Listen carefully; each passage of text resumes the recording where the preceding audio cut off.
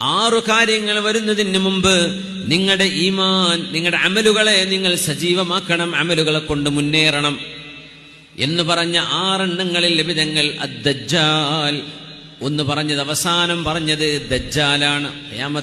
ഖിയാമത്ത് നാളടക്കം 6 കാര്യങ്ങളെ ലഭിതങ്ങൾ പറഞ്ഞു. മരണം, അസുഖങ്ങള്, ദാരിദ്ര്യം, ഇതെല്ലാം വരുന്നതിന്റെ മുമ്പ് നിങ്ങൾ അമല് കൊണ്ട് മുന്നേറണം. മസീഹുദ് ദജ്ജാൽ എന്ന് പറയുന്നത് മാ ബൈന ഖൽഖി ആദമ ഇലാ ഖിയാമിസ് സാഅതി ഖൽഖുൻ അക്ബറ മിനദ് ദജ്ജാൽ. മസീഹുദ് ദജ്ജാലിനോളം പ്രയാസങ്ങളും പ്രതിസന്ധികളും പരീക്ഷണവുമായി വരുന്ന ഒരു പരീക്ഷണവും ഒരു ഫിത്നയും ഈ ഉമ്മത്തിന് കാണാനില്ല. അത്രമേൽ വലിയ ഫിത്നയായിരിക്കും. മസീഹുദ് ദജ്ജാൽ വന്നാൽ ആളുകൾക്ക് അമല് ചെയ്യാൻ പോലും നേരണ്ടാവില്ല എന്നാണ് പേടിച്ചിട്ട്.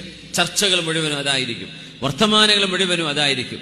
കാരണം അവന് ഫാസ്റ്റായിട്ട് യാത്ര ചെയ്യാനുള്ള സംവിധാനം അല്ലാഹു തആല കൊടുക്കും. അവനൊരു പരീക്ഷണമാണ്. ലോകത്ത് മാജിക്കുകൾ കാണിക്കുമ്പോൾ പടച്ചോനാണെന്ന് വിശ്വസിക്കുന്ന ആളുകളുണ്ട്. ദൈവമേ എന്ന് വിളിക്കും. ചില ആളുകൾ ചില ട്രിക്കുകൾ കാണിക്കുമ്പോൾ, ഇല്യൂഷൻ, ബ്ലാക്ക് മാജിക് കാണിക്കുക, അതാണ് സിഹർ. അതിന്റെ വിഷയം വേറെ.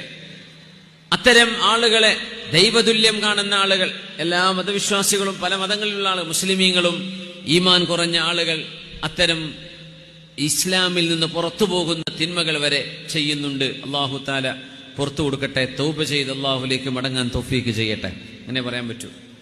അല്ലാഹുവേതര പൈശാചിക ശക്തികളെ സമീപിക്കാൻ പടച്ചതമ്പുരാനിന് അള്ളാഹുവിന്റെ ദീനും റുഖിയ ശർഇയ്യയും വിശുദ്ധ ഖുർആനും ഒക്കെ ചികിത്സയുടെ മാർഗങ്ങളാണ്. അതൊക്കെ ഒഴിവാക്കിയിട്ട് മറ്റു ദൈവങ്ങളെ ആരാധിക്കുന്ന ആളുകളുടെ അടുത്ത് ചെന്ന് ചികിത്സ തേടുന്നത് ഇസ്ലാമിക ശരീഅത്ത് പ്രകാരം ഇസ്ലാമിൽ നിന്ന് പുറത്തു പോകുന്ന കാര്യമാണ്. ഇസ്ലാമിൽ നിന്ന് പുറത്തു, അത് ഉപദ്രവിക്കാൻ വേണ്ടി ചെയ്യുന്ന ആൾക്കാരുണ്ട്.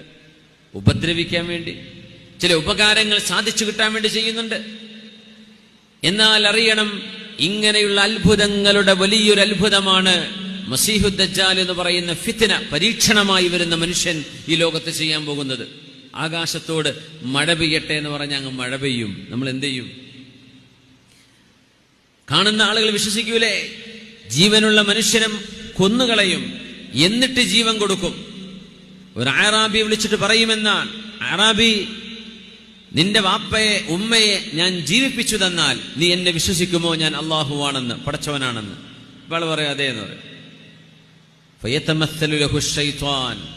പിശാച്ച് അവന്റെ വാപ്പയായിട്ട് പ്രത്യക്ഷപ്പെടും. നബി തങ്ങൾ പറയാ സല്ലല്ലാഹു അലൈഹി വസല്ലം, പിശാച്ച് വാപ്പയുടെ രൂപം പൂണ്ട് ഉമ്മയുടെ രൂപം പൂണ്ട് 2 പിശാച്ചുകൾ നിൽക്കും.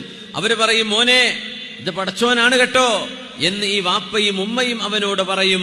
അങ്ങനെ ഈമാനില്ലാത്ത ഈ മനുഷ്യൻ, ദുർബലനായ മനുഷ്യൻ അതിൽ വിശ്വസിക്കുകയും ചെയ്യുന്ന അവസ്ഥ വരുമെന്ന് റസൂലുള്ളാഹി സ്വല്ലല്ലാഹു അലൈഹി വസല്ലം